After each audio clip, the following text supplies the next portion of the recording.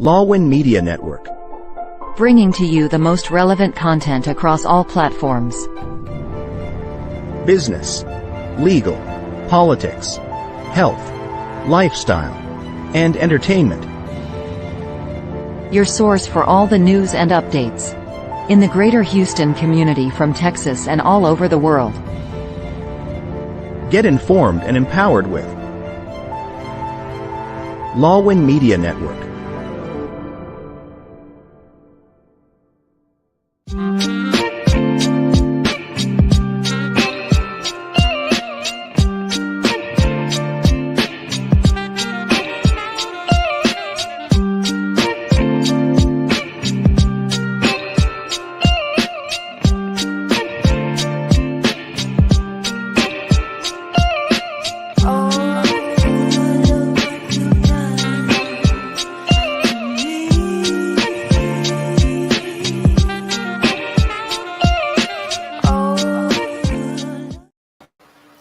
Good evening, everybody, and welcome to Pink Table Talk. I'm your host, Dr. Carly D., a doctorally prepared registered nurse, professional development specialist, mentor, victims advocate, and survivor.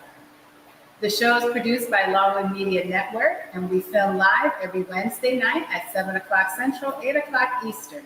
We are on Facebook Live, YouTube Live, and on all podcast platforms.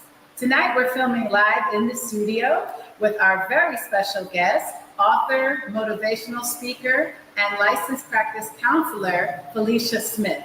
We're going to be talking tonight about her beautifully written book, Seeds of Hope. So I hope you all stay tuned and you get all these wonderful nuggets of advice and wisdom tonight. So we're going to go ahead and talk with our special guest, Felicia Smith. Welcome to the show, Felicia. Thank you so much for having me. Thank you, Dr. Carly. Oh, I'm so happy to have you. It's actually funny how we met. We had a chance encounter. I was actually just shopping at Kroger. And I looked to the side and I saw this beautiful author here. She had her little book stand and she was writing and signing her books. And selling her books at Kroger. And I thought to myself, well, why not? Let me go check it out. I did not know that I would actually be so inspired by this author and so inspired by her book. It came to me at a moment in my life when I was definitely looking for some seeds of hope. And so she was an answer to a prayer, unbeknownst to her.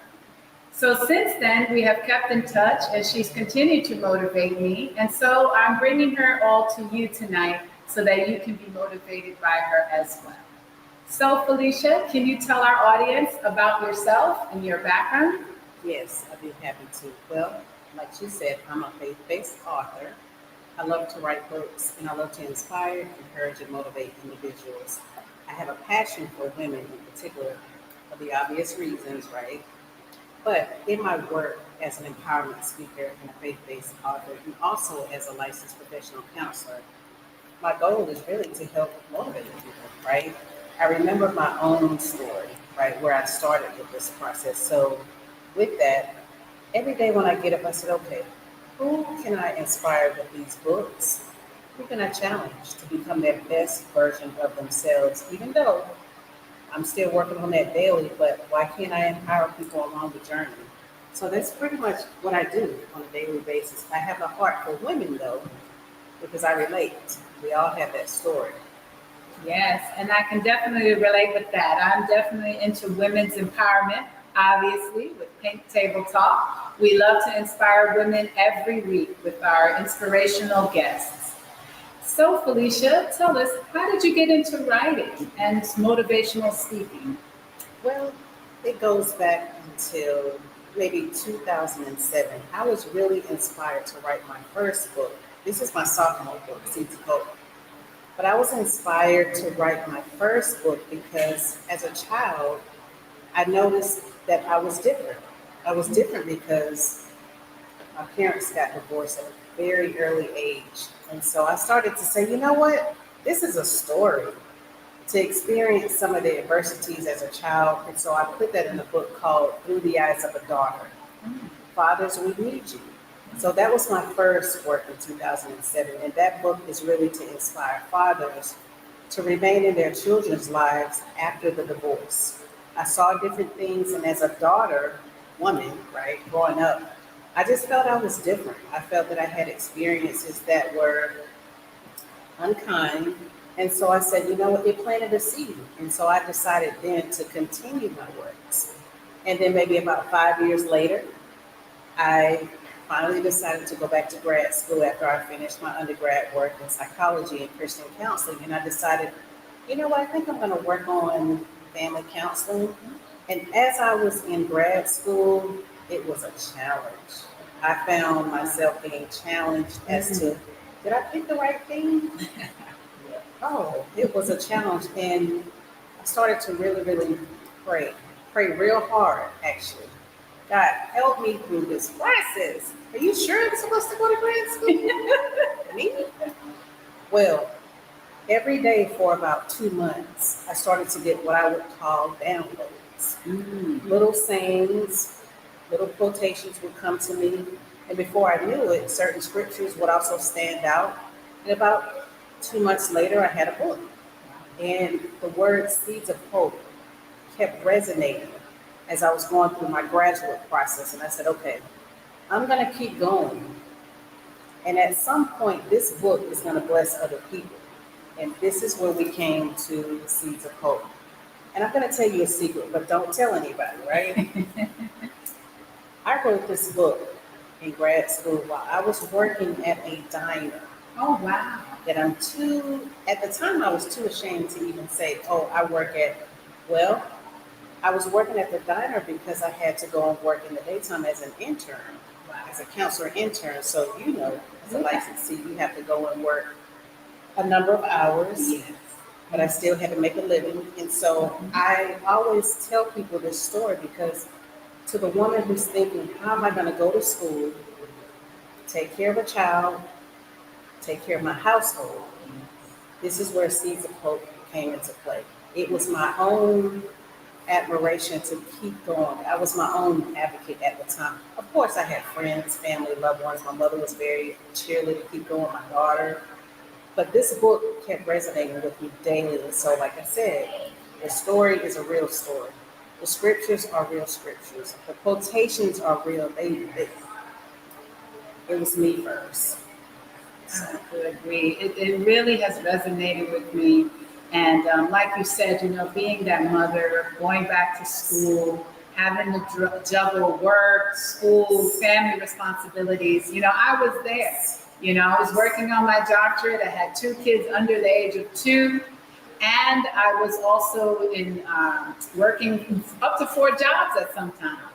And then I went through the COVID-19 pandemic. All registered nurses in New York City had to be on the mandatory volunteer draft so we could be called at any time to work for the pandemic. So I know what it's like. And there were moments where I had challenges, you know, felt like giving up, felt like, why did I go back for this doctorate degree? Did I need another degree? But yes, God kept telling me, keep going, even with naysayers telling me to stop, saying you're a mom, you should just worry about your kids and take care of them. I kept going. And so as I read this book, there were so many seeds of knowledge that I wish I had them. So many just great quotes, you know, like Felicia said here, that really resonated with me and that gave me some strength and direction. And so we're going to dive into this today. So one of the first, I have all these pink. I really went through this because I was like, "Ooh, that's good. Ooh, that's good. Ooh, that's good."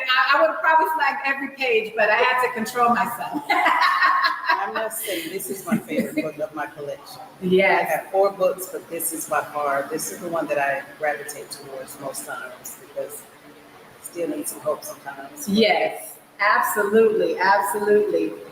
So one of the first parts of this book that I love was you wrote about you teach people how to treat you. And so you wrote, if you show people it is okay to disrespect, belittle, and walk over your feelings, in a distasteful manner, then you'll likely experience those disrespectful behaviors in return. Tell us about that. What was the inspiration behind that? You know, as a counselor, I work with a lot of amazing people, right? And understanding, at that point, I had already started as a junior counselor, and so I saw a trend with people that would tolerate individuals in their lives and their disrespect. And I said, this is such a pattern. But even on a personal level, having been in some inappropriate relationships in the past and being disrespected, it resonated with me too. If we teach people how to treat us. If we don't say no, and if we continue to sign up for disrespect, this is what we get delivered. If we tolerate this. And so people will go only so far with you. They will go as far as you allow them to go. But if you use a word that I don't see used a lot, especially when there are challenges with individual self-image or self-esteem, is a word boundary. When we don't use boundaries with individuals, we just allow them, it's almost as though you just allow them to come over this fictitious line and just do whatever they want to do. So that's my seed to the individual that's struggling with saying no, or using boundaries and not quite sure if you should leave a disrespectful relationship. You know in your spirit when it's not right. So this is where that was birthed from. Yes, and I love that because, I feel that we do have to take responsibility for the situations we're in. It's so easy to blame the other person. Oh, they're mistreating me. They're doing this to me. They're disrespecting me continuously. But if we're not doing something about that, if we're not empowering ourselves, then we are also part of the problem. And so I love that quote because it gives the responsibility and the power back to the person, to yourself. So it is an empowerment statement that you can choose how you want to be treated. It is true. It is true. You can choose it. Yes, absolutely. So we're going to go ahead with our first break of the evening, but stay tuned for more Pink Table Talk with author Felicia Smith. In a world filled with fleeting moments, there's beauty waiting to be captured. My name is Christian, and I specialize in immortalizing your most precious memories. From elegant weddings to vibrant events and timeless portraits, I'm here to make every moment unforgettable. Let me tell your story through the lens. Contact me today and let's create magic together.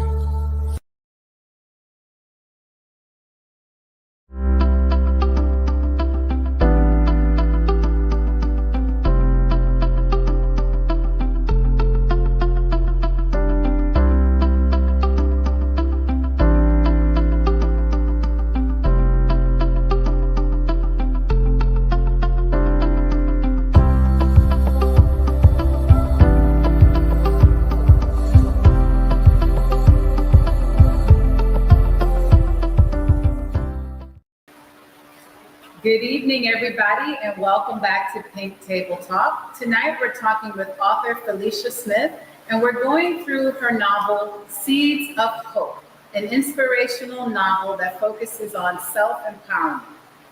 So before we went on break, we talked about how you allow people to treat you. It's based on the boundaries that you set.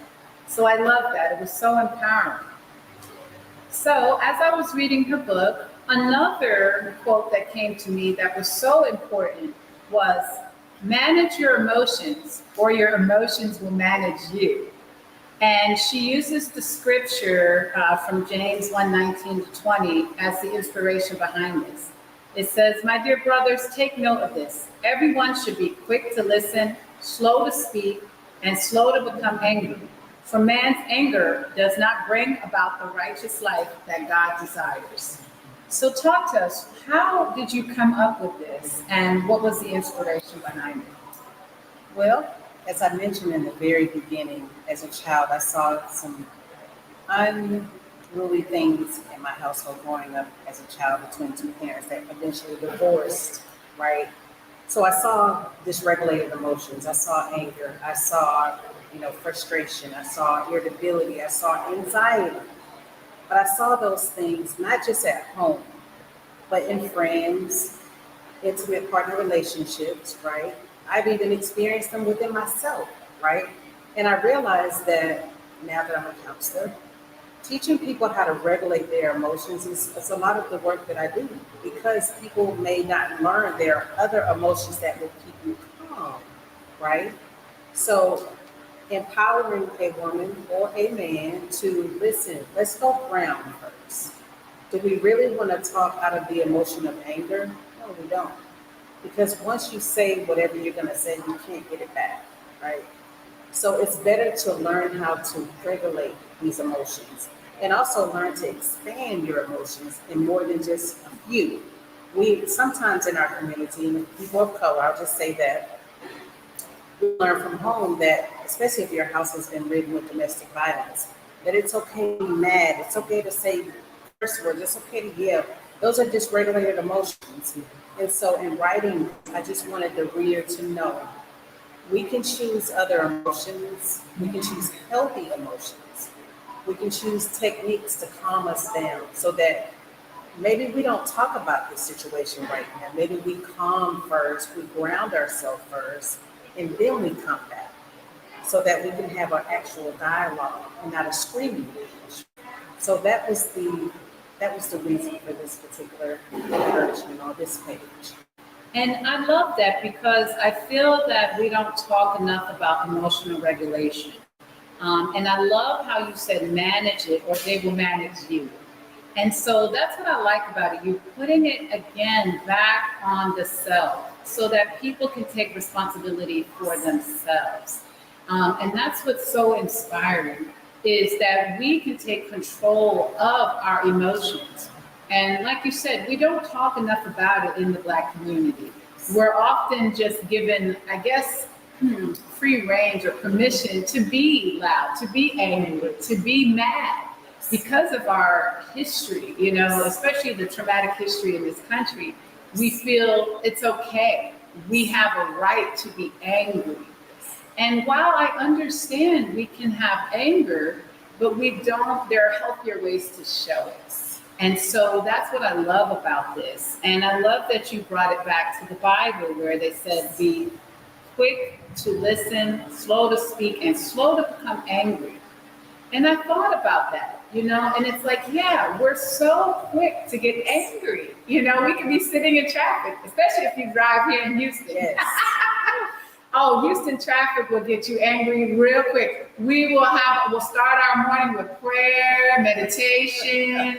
We'll have our, you know, maybe you're doing deep breathing, but you get 1 minute, 2 minutes on the road and you're ready to cuss the next driver out and everything. And all of that goes out the door. Correct. So it's important for us to manage our emotions. We had a speaker some weeks back, Dr. Danielle Griffin, and she does a lot of exercises to help people regulate these emotions. And I feel that we need to teach people more of those deep breathing, counting before you react. Because when we get angry, we go into a different part of our brain. It's like an animal part of our brain. And so if we count or we deep breathe, we can go back to our logical brain that will help us to be able to respond instead of react. And so that's what I like about it, because you said, if we don't manage it, it will manage us. And this is why people end up in jail. You got the road rage people chasing the guy down the road now because he cut them off. Our society we see a lot of consequences from people not managing their emotions. And so I love that you talk about it so that we can take that control again and find some peace. So another wonderful part of this book is let your yes be yes and no be no. And this is a lesson that I had to learn a couple years back myself. I always said yes to everything. If people ask me, can you come here? Can you watch my daughter? Can you go to this event, that event? Oh, yes. I had a hard time saying no. And so for me, I overcommitted. And then I would back out. I was like, oh, why did I say yes to that? Because at the moment I felt happy. I felt fine. I wanted to please the other person. So I found myself canceling a lot of events or other commitments. But then I remember a scripture that was like, let your yea be yea, your nay be nay. So when I read this, I said, oh, yes, that's so true. Because people will look at you too as being a person of integrity if you're always canceling. They're not going to trust your word. You start to look dishonorable and untrustworthy. So now I think before I say yes. And if I say yes, I mean it. I'm going to come through to that commitment. And if I say no, I mean that too, especially with my girls. When I tell them no at Target, I mean it. So tell us, what inspired you to add that to this book? You know, it goes back to a lot of the things that you said. Becoming so accommodating. Yes. Of others that you forget you, right? Yes, you got to remember you. So again, a trend between professional, personal experiences, and just even in the trainings that I've had in my graduate program, learning about the word boundary. And so learning how to not have porous boundaries and have, pretty healthy boundaries. Part of that is saying yes to you and no to others at times when you know you should not say yes. But sometimes it takes for people to understand it's okay to say no. And that typically goes back to self-esteem sometimes. People pleasing is somewhat codependency, traits of codependency. So this is really an advocacy to teach people that it's really okay to take care of you. That's really the core issue here is when we don't say no, we don't take care of us. We take care of the other person. And that may be okay sometimes, but sometimes you absolutely must say no. But one of the things that I do to help people that are unfamiliar with the word no is we come up with some other phrases like, let me think about it. Yes. Or, you know what, I'm not sure yet. Or let me get back to you about that. Or it sounds good, thank you so much, but let me think about it a little bit longer and maybe I'll tell you by Monday.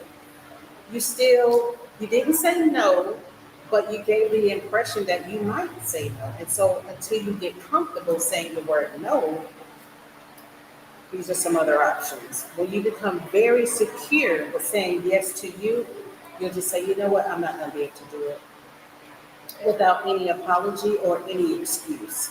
So I want to empower people with let your yes be yes, but work on saying yes to you first. Work on that. Yes, and I love that, and I was talking to someone recently, we were talking about the power of no, and that no is a complete sentence. And one quote that I use with my children all the time, because I used to have a hard time telling them no, they got everything they wanted. But I said, respect the no. I told them to respect that. Because once I say that, don't try to bend or persuade me or, make me change my mind. And so I came up with that statement. And another shopper at Target, another mother, she was in line with me. She said, "Ooh, I like that. I'm going to tell my kids that." And she did. She immediately turned to her daughter and said, "Respect the no." So I love that, and I love that, we're putting, like I said, that power back on ourselves to protect ourselves in a way from overcommitting, from people pleasing, and then also looking and appearing untrustworthy. Because if our word is not really stable, people can't trust you. And so I think that that's an important lesson for everybody. Wonderful, wonderful. So another important thing that I read about in your book, and I love this, and I think it's so important, especially in this day and age when we're filled with social media. Who are your real friends? Yes. Talk to us about that. I need to hear this. That's a sermon, but yeah. Who are your real friends? Yes.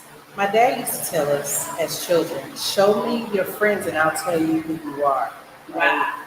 So maybe in the book, I go a little bit deeper into thinking about how do you qualify what should be addressed as a friend. Like we're so quick to say, hey, yeah, that's my friend. But when you're in the hospital, do they check on you? When you're at home sick, is anybody checking on you? During the pandemic, did you get phone calls? Did anybody send you a card on your birthday? Like, what are things that people do that says, okay, this really is a friend, not a fake book friend. Not notice I said fake book. Fake book. I adopted that word from somewhere. It's not my own. But friend is somebody that in the relationship trifecta, they reciprocate. Yes. If Yes. you go by their house and drop off veggies every once in a while or dinner because they can't get up, because they broke a leg or a toe, or just whatever, are they doing it for you too every once in a while? That's true. What are your thoughts about that? I love that. That's why this really stuck out to me because a few years ago, as I was growing professionally, I started to ask myself, who am I surrounded by? Who are the people that I have been associating with? And I realized at the time, I was hanging with the wrong people. And they were not going in the same direction as myself. They were not elevating themselves. They weren't interested in professional growth, academic growth, even personal growth. And so I said to myself, after my own journey of academic, professional, and personal growth, I realized I've outgrown them. And that they were still indulging in toxic behaviors that I didn't feel good about. It started to just feel kind of dirty in my soul almost. And I said, I can't keep feeding into this energy that they're serving me. So I decided to take a step back. And when I took that step back, like you said, there was no check-in. There was no offer. Hey, can we come by, see how you're doing? When I realized that I stopped going over, I stopped offering, they didn't either. So there was it was one-sided.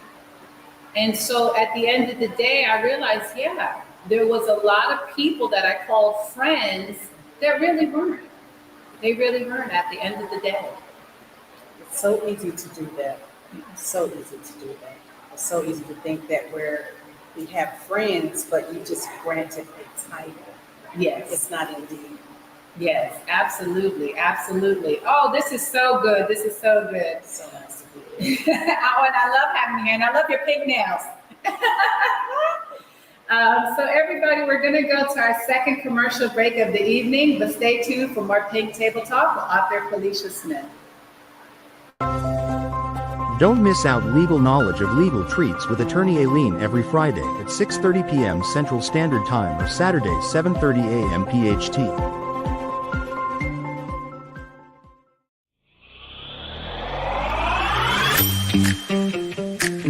The most awaited Saturday show is coming back. Teacher Talk. Live Chicahan with Ma'am Cora and Dr. Nils. Launching soon. Shake, shimmy, and shine. Scarlett's got your dance workout covered. Tune in live every Sunday 7 p.m. CST or Monday 8 a.m. PHT for Swirl It with Scarlett. Join us for a captivating new series where Lon sits down with the trailblazers of the music and entertainment world. Discover the stories behind the faces and voices that shape our culture and community. We will bring you exclusive interviews with industry legends and rising stars. Behind the scenes insights and get a peek into the creative processes and personal journeys. Artists and performers and their upcoming shows and events. Stay tuned for more updates and sneak peeks. Follow us on social media and subscribe to our channel. Welcome back, everybody, to Pink Table Talk. I'm your host, Dr. Carly D. The show is produced by Lawin Media Network, and you can catch us live every Wednesday night at 7 o'clock Central, 8 o'clock Eastern. You can catch us on our YouTube Live channel, Facebook Live channel, Twitch TV, and all podcast platforms. Tonight, we've been talking with author, motivational speaker, and licensed counselor Felicia Smith. before we went on the break, we talked about friendships and how a lot of people tend to put titles on friendships that are non-existent or fake book. And I like that. I like that you use the term fake book. You know, it's so funny. I feel that after COVID, we still have so many people that think their social media friends are really people they know.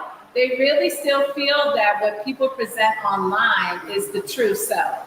I thought with COVID and the shutdown, especially in New York City, we were really shut down. We had no social interaction.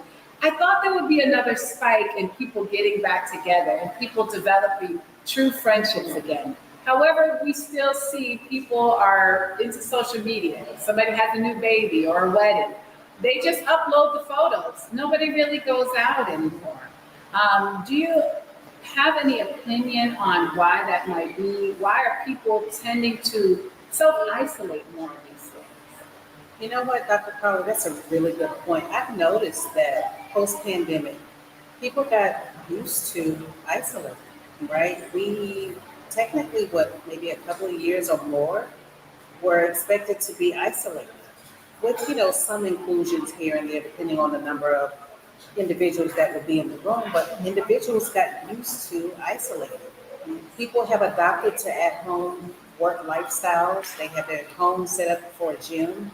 So it's very easy you get groceries delivered to your front door. I mean, I'm a big fan of that. and people made their homes comfortable. So and guess what? We now have Zoom. Yeah. So we can pretty much do everything via Zoom. So I think that trend has really grown. It's convenient. But there are there's some downsides to predominant isolation. You need community. By nature, we are community people, right? Hierarchy of needs says that we need to belong. So I can see the upside of it, but I also see the other side of it too, especially if you live alone. Yes. So what are your thoughts about that? Yes, I do definitely see a rise in the self-isolation, and I definitely see also a rise with people who do live alone. They're experiencing more anxiety, depression, and more increased rates of self-harm. So I feel that we do need to take that step back and go back to engaging in real social interaction. I think it's healthy for people. Like you said, we are made for community. And while I love filming each week, mostly online, this has been so wonderful having you here in the studio. Yes, I'm one of those people who work at home a lot of times. So to come out and put on real clothes, pink nails, it's really a treat. But I think if you do have the lifestyle that you've adopted to pretty much work from home, church from home, yes, visit the family on Zoom, then I think you need to make a conscientious effort to get out and to socialize with other breathing human beings, right? I think it's really a good thing to adopt into your lifestyle or re-engage in your lifestyle. Yes. And I love that. And I think that ties back to your comment about real friends. I feel the real friends in our lives do make that effort to engage in true social interaction in person. And so I'm definitely a fan of that, especially around the holidays. I love getting together with everybody. And it's healthy. It's very healthy. So on that note, I also found a favorite part of this book, Seeds of Hope. A quote she wrote about iron sharpens iron. And that's one of my favorites. Oh, I love that. She writes, friends want you better, not bitter.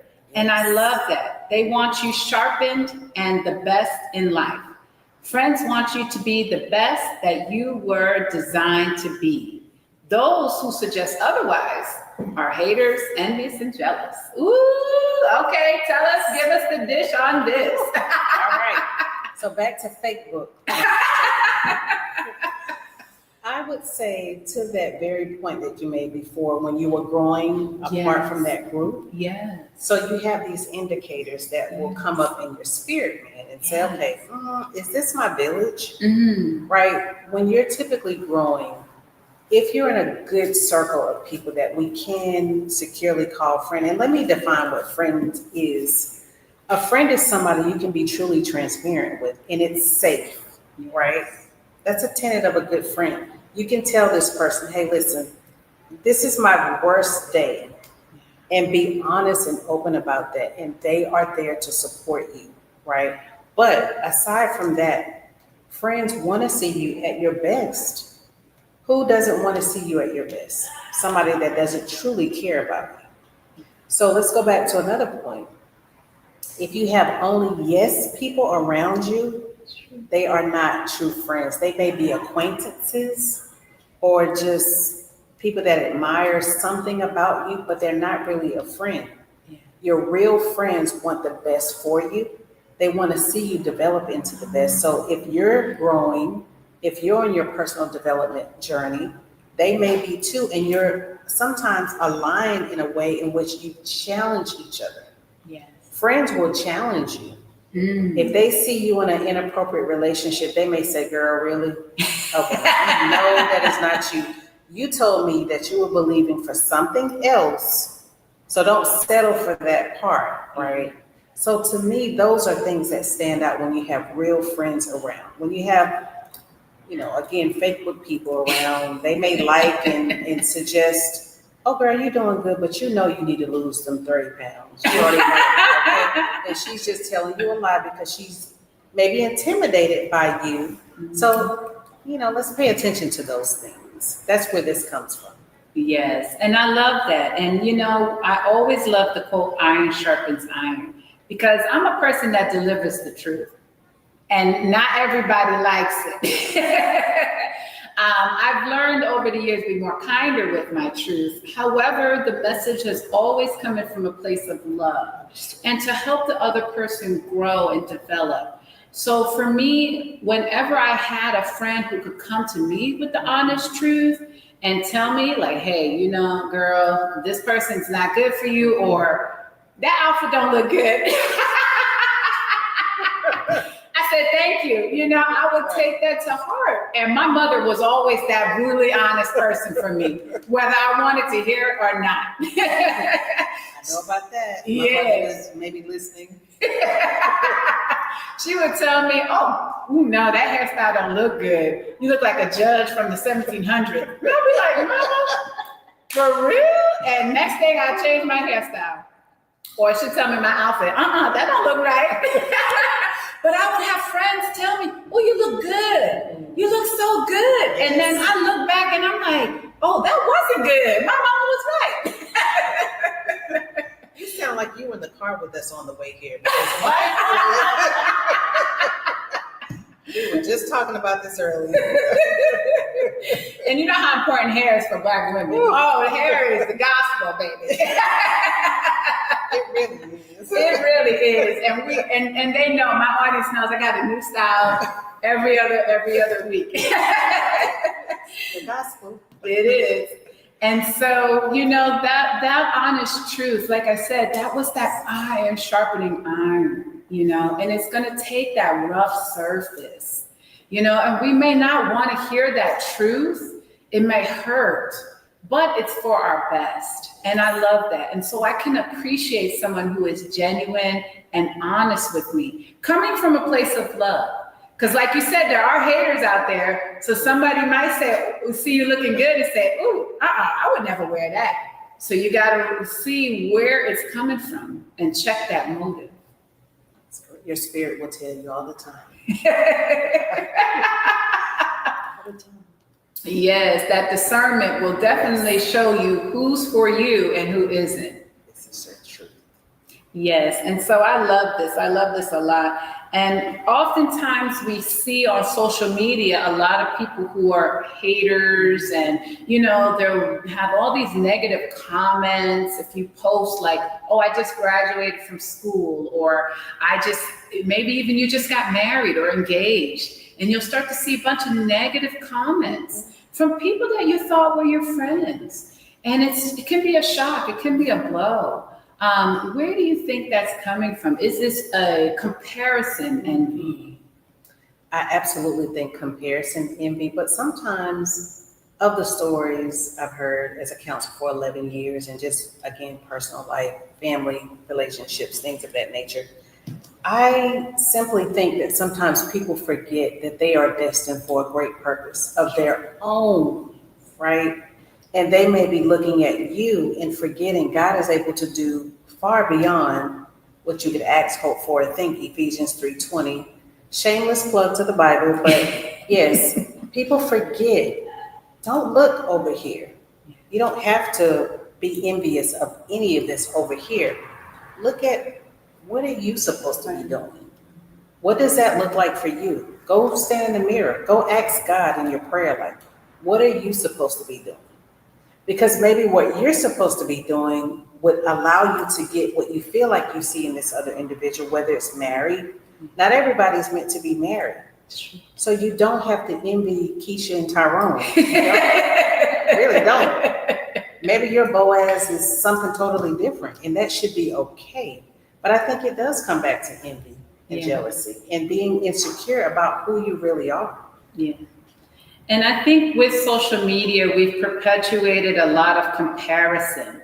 Everybody compares themselves, you know, it's like, oh, this one finished school, this one on baby number 2. And, you know, this person may be single, struggling, still in school, you know, not have any prospects and not know where their life is going. And they're looking at someone else. Well, they're the same age as me, and they have a husband, a house, 2 dogs, whatever, you know, savings account, 401k, you know, all that.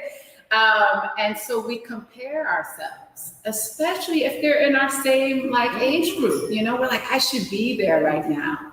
But one thing I've learned along the way, and especially in my own unique journey, is unlike anybody else's, we have our own timeline. We do. We have our own timeline. And my timeline, the way I accomplish things, when I accomplish things, is not like anybody else's.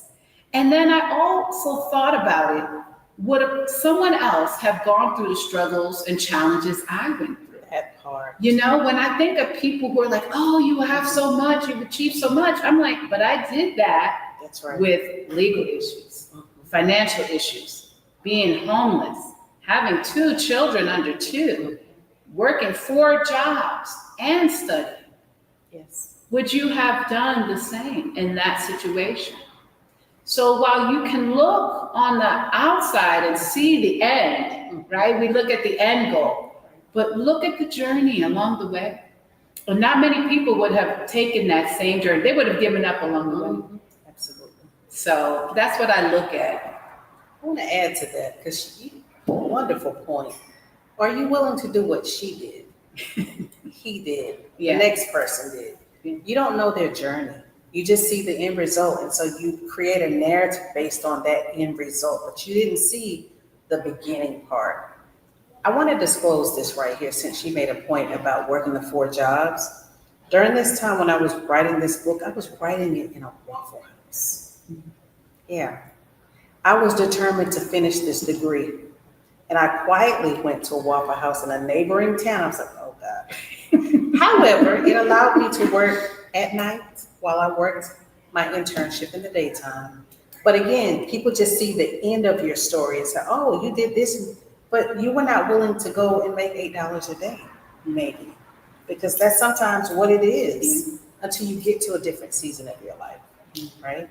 That's one of the greatest books, and it was written while I was serving customers with Scattered, Smothered, and Covered, and not a plug to them, but just to let you know, to empower you. Don't look at what's happening over here at the other person. Look at what you're supposed to be doing. What has God asked you to do? That's what you need to look at. Wonderful, wonderful. I do love me some Waffle House, though. Those women do work hard, and I love me those waffles. They are good. They are very good. That was a long time ago, just so you know. It's still delicious. Well, everybody, we're going to take our last commercial break of the evening, but stay tuned for more Pink Table Talk.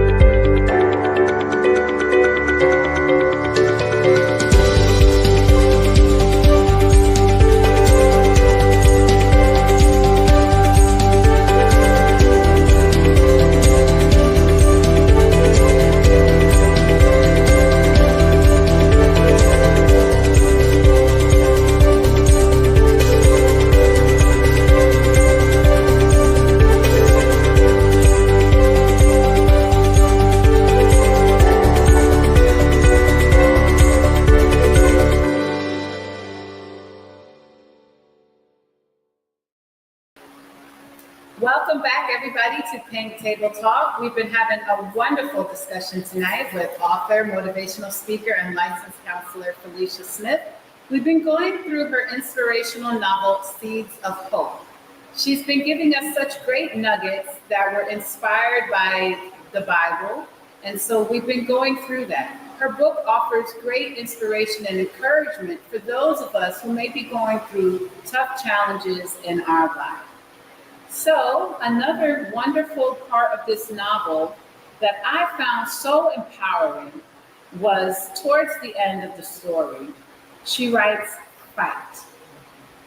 And to me, it really stood out because I feel like on the inside of us, if we are going through any challenge or difficult journey, we have to have a power and a fire within us to fight, to keep fighting, to keep holding on. And in this book, FIGHT actually is an acronym. It means to forgive, ignite your passion, give thanks for God's goodness, hear the Holy Spirit's voice, that one, and trust in God. Oh, this was so wonderful. Tell us about it. How were you inspired to come up with this wonderful acronym? You know what, Dr. Crowley, I would say this, that I didn't write this book. God would give me this inspiration to write this book because I was fighting at that time. I was writing Seeds of Hope. I was fighting to get through a program. I signed up to go and be a grad school. I had no idea of all the complexities that I would face, all the adversities, the challenges, all the things. And I felt like I was in a fight, literally. And God would give me these things to put in this book. So I know it's God inspired. There were days when I was writing Seeds of Hope, like I said, as a graduate student, I felt deflated. I felt like, wow, you already have 1 degree and you're living like this. You're living like this, but I was fighting to get to a different level, right? I was fighting to climb a mountain without realizing I had come so far already up the mountain.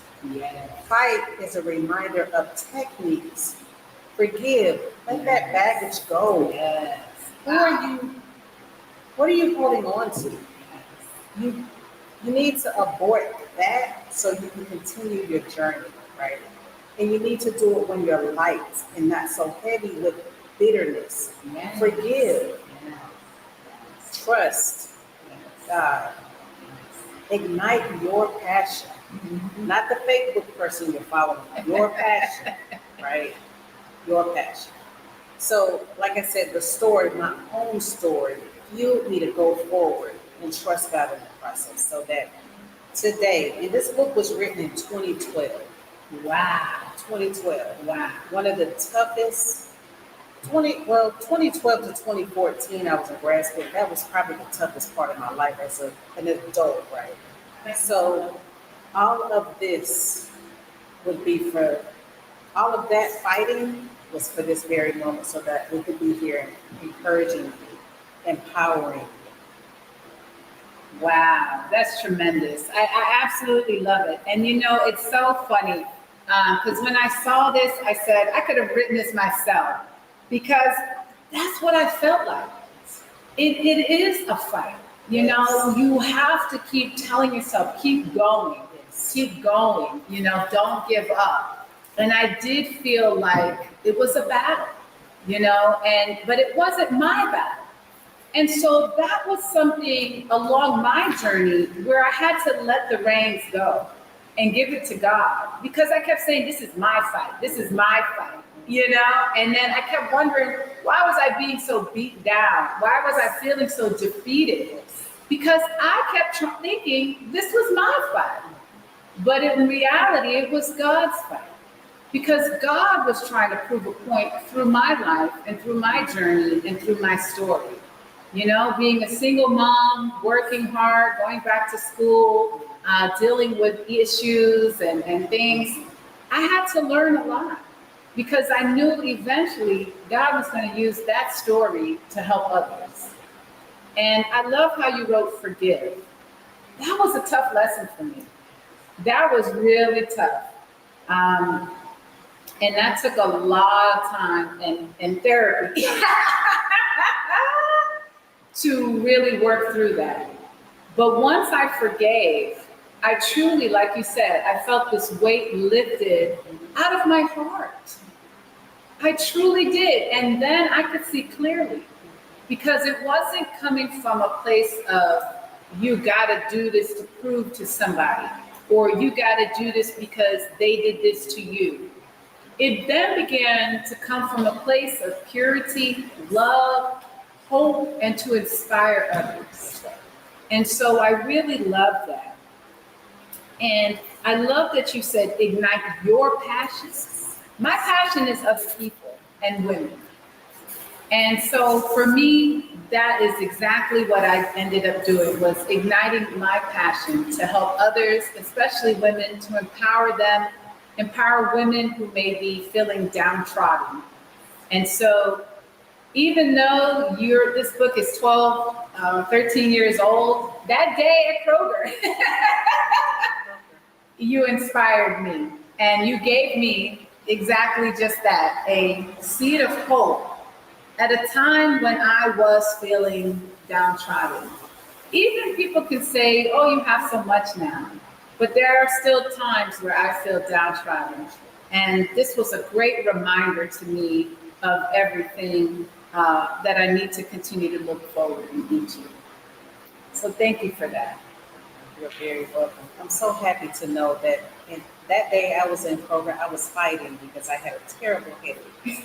So that's a testament to you all to know. Sometimes we have to persevere through what seems like impossible, right? Because you never know what's on the other side of that perseverance. So fight and don't give up until you're absolutely where you feel you're supposed to be. Fight, right? Yes. And I would like to end with this. Towards the end of your book, you write, in life, you will either wait for it to happen or make it happen. Results or excuses, which are you seeking? And I love that. I love that. I think that's great. Thank you. I think that we decided we were going to seek and make it happen. You know, even looking at her sitting here in her studio, she decided to make it happen. Right? You can make it happen too if you get off a fake book. Ignite your passion and your power. Right? Absolutely, Felicia. Thank you so much. So, Felicia, what's next for you? What's upcoming books, projects, speaking engagements? I am so glad you asked. Thank you. I do have some upcoming projects. Well, at Queen Dreams, we definitely have a women's wellness program that we offer for those who are looking to reaffix her crown, right? Really ladies who are looking for something to help heal, help them rise up again after they've had life cycle adjustments, such as sometimes failed relationships, even the empty nester women that are struggling with, where do I go from here? And to really help them learn to flourish after they heal and rise up. You can do it, right? So we have a program, a women's wellness program at Queen Dreams. If you want more information about that, it's somewhat of a mentorship program, but it really is to help you with this healing so that you're able to get up and reaffix your crown, right? When your crown is reaffixed and when you're healed, you can rise up. If you're stuck, it's a challenge. So look us up. I can be located at QUEENDREAMZ, queendreams.com. You could also find us on Facebook at Queen Dreams, Felicia at Queen Dreams, or of course on LinkedIn. But that's our upcoming project. It will be starting at the end of July. It's a women's wellness program if you're interested. Aside from that, I do have a speaking engagement coming up, which will be aired on our Facebook page. I think it's Sunday. If you want more information about where to find me, please just send me a message from our website and I'll be happy to reply. Otherwise, you can go to Amazon and locate the books that I have. I write self-help. Most of them, well, really all of them, are faith-based self-help books. I have, of course, Seeds of Hope, and I have a few relationship books. One of them is called Loving You Feels Right, but I certainly don't want to be wrong. The other one is Speak Now or Forever Hold Your Peace and Truth. So these books are equipped to help you to make healthy decisions, wellness decisions. I'm all about wellness and helping you to heal, cope, and flourish in your future. Absolutely wonderful. Thank you so much for coming on the show, Felicia. It's been an absolute pleasure. And thank you again for writing this. I think this is going to continue to inspire so many people down the road. So thank you all for tuning in tonight. Be sure to check us out next week, Wednesday, 7 o'clock Central, 8 o'clock Eastern on Lawwood Media Network. Have a good night, everybody.